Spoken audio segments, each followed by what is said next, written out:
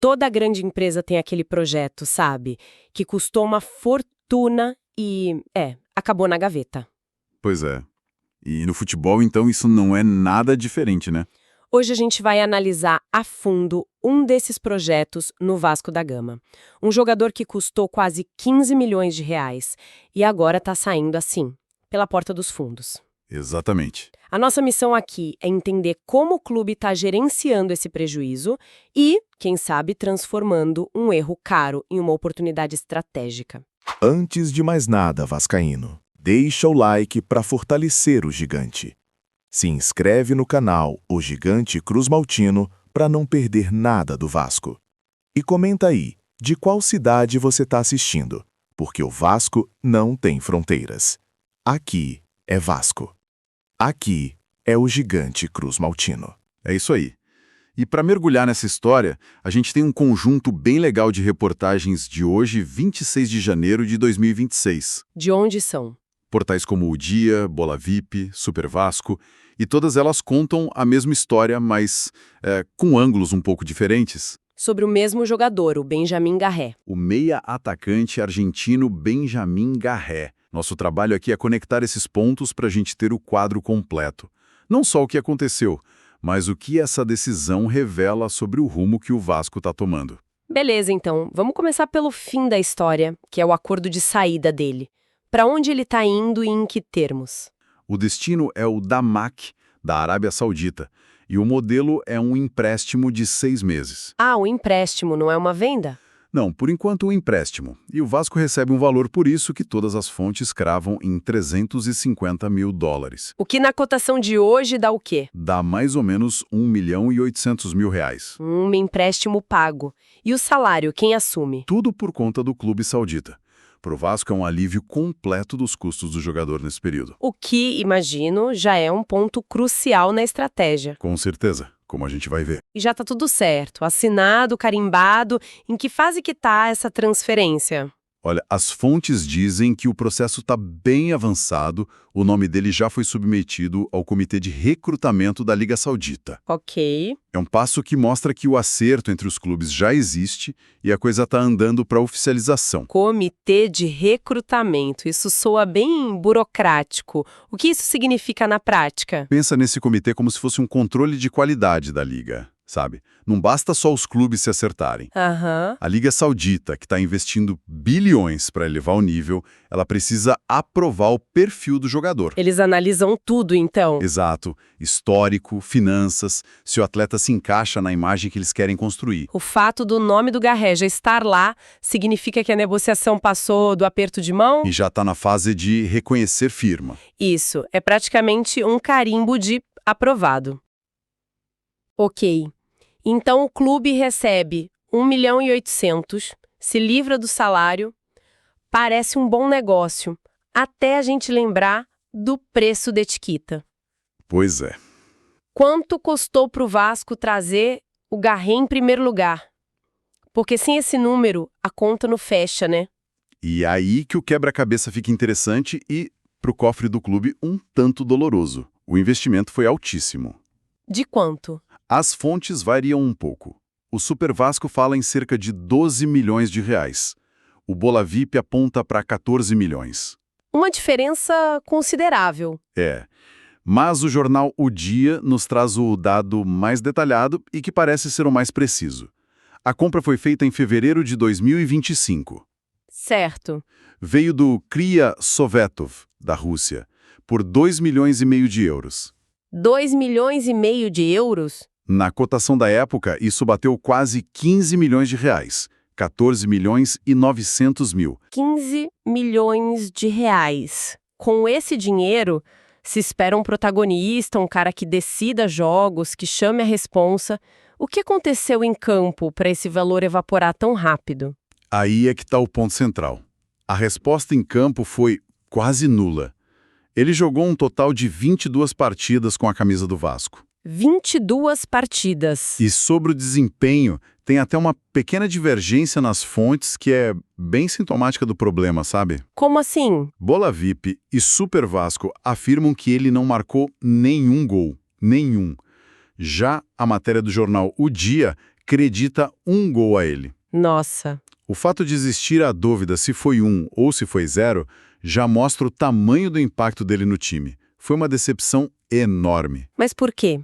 Foi falta de adaptação ao Rio, ao futebol brasileiro, ou a questão foi mais tática mesmo? As fontes apontam para uma incompatibilidade tática clara, que se agravou com a chegada de um nome específico. Quem? O técnico Fernando Diniz. Ah, o Diniz. O estilo dele é bem particular, né? Não casa com qualquer jogador. Exatamente. E nesse caso, o encaixe foi péssimo. O dinizismo, como a gente conhece, ele se baseia em aproximação, toques curtos. Jogadores se movimentando em bloco, aquela pressão depois de perder a bola. Isso. E o Garri é um jogador de outra escola. A característica principal dele é a jogada individual, mais vertical, o arranque, o drible longo em velocidade. Ele precisa de espaço. Precisa de campo aberto para render. No esquema do Diniz, que compacta o jogo e exige participação constante na troca de passes, ele virou um corpo estranho, alguém que muitas vezes quebrava a fluidez do time. Então ele era a peça errada na engrenagem errada. O clube contratou um jogador para um estilo de jogo e no meio do caminho mudou o estilo e o jogador ficou perdido. Perfeitamente. E a consequência disso, segundo o portal Super Vasco, foi que ele acabou treinando em separado do elenco principal recentemente, Mesmo tendo jogado neste ano, mesmo tendo jogado uma partida. que é basicamente a geladeira do futebol, né? É o sinal claro do clube para o jogador e para o mercado de que a história ali acabou. Exato. Fica uma situação constrangedora para todo mundo e a desvalorização do ativo só aumenta. Entendi. A situação ficou insustentável, mas olhando de fora, a estratégia de emprestá-lo por 1.800.000 depois de pagar 15, não é também um atestado público de fracasso da diretoria que o contratou? É uma faca de dois gumes, sem dúvida. Por um lado, sim, expõe o erro inicial de forma nua e crua. Não tem como dourar a pílula. Certo. Mas, por outro, e as fontes apontam nessa direção, mostra ao mercado que a gestão atual, comandada pelo presidente Pedrinho, é pragmática. Não vai se prender a erros do passado. Isso, não vai se prender por puro orgulho. É uma mensagem de que o clube é ágil e toma decisões racionais, o que pode até ser visto como um ponto positivo. É a lógica de cortar as perdas e seguir em frente, em vez de deixar o problema crescer. Isso. A primeira grande vantagem, e a mais óbvia, é financeira. É um alívio imediato e considerável na folha salarial.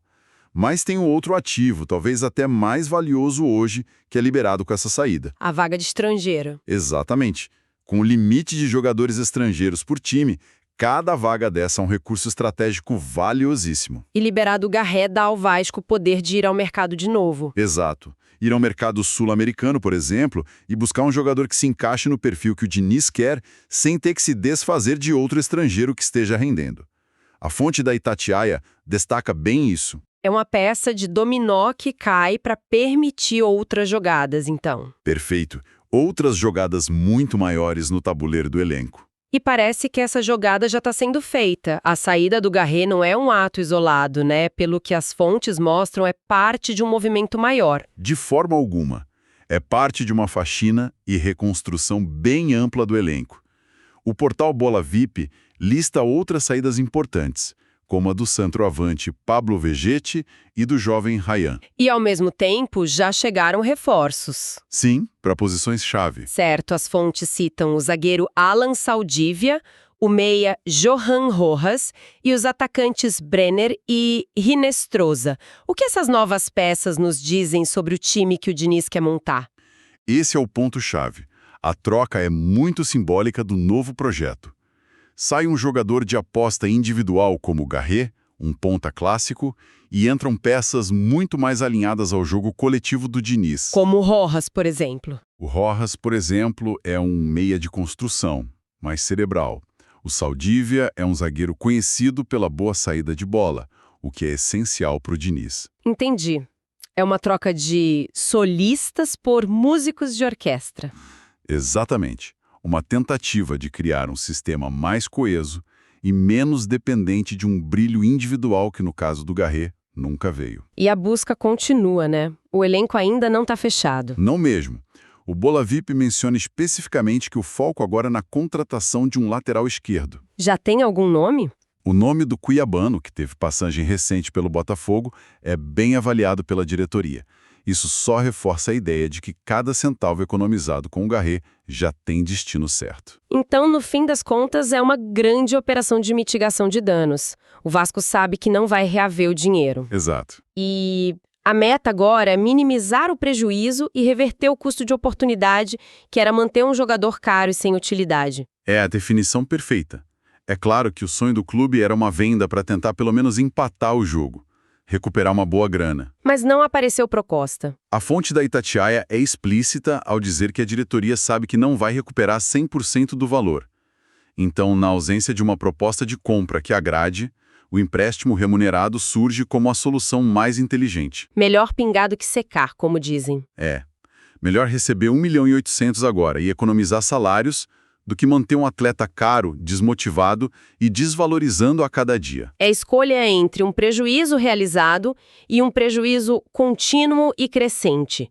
Uma decisão difícil, mas que parece lógica. Sem dúvida. A decisão reflete uma escolha de virar a página. Em vez de insistir num projeto que fracassou, o clube realoca seus recursos em novas apostas. Ok, então para amarrar tudo. A história do Benjamin Garré no Vasco é a crônica de uma aposta de 15 milhões de reais que não se pagou em campo. Exato.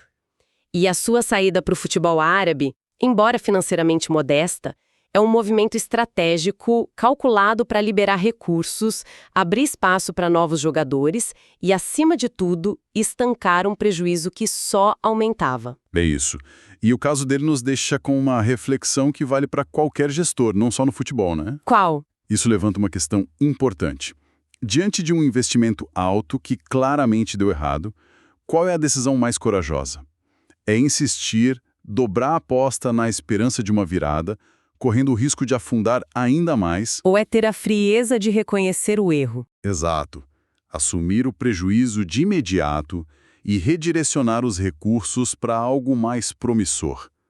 O Vasco, no caso Garré, está claramente nos mostrando que, para a sua gestão atual, a segunda opção não é só a mais pragmática, é a única possível.